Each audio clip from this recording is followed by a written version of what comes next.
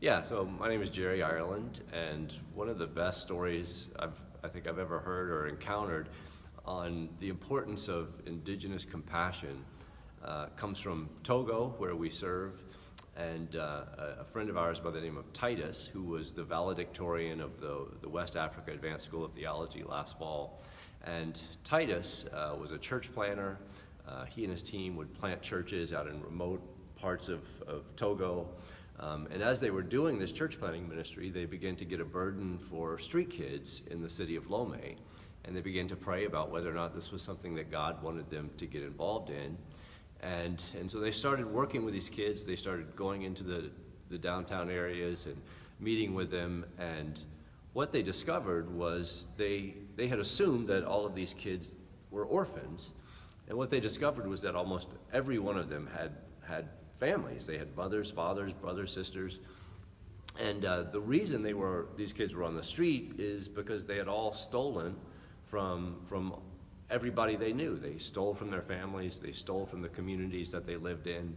And so because of that, in Africa, community is everything. Community is like the highest cultural value. And so these kids were kicked out of their communities, and they could never go back unless an immediate family member advocated for them to go back.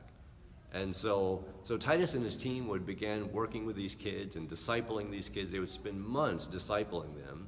And when they felt like they had really given their lives to Jesus, they would take the child back to their village, and they would say, we want to stand in as the advocate for this child to be reintegrated back into the community, and whatever they do from this point on, we'll take responsibility for.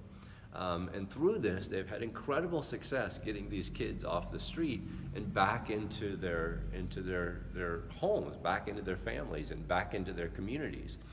And what strikes me about that is that it's a million miles apart from the way we would normally address a street kid problem in a city.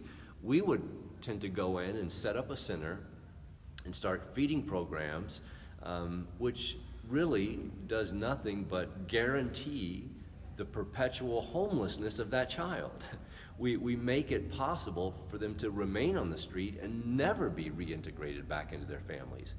And as I think about that, I realize that if I lived in Togo for 100 years, even if I thought of that idea, of the idea that Titus and his friends do, even if I thought of it, which I probably wouldn't, I would never be that much of a cultural insider to carry it out like African brothers and sisters can. And so that's why it's vital that we disciple people for compassion, and that we create compassionate disciples all across the African continent.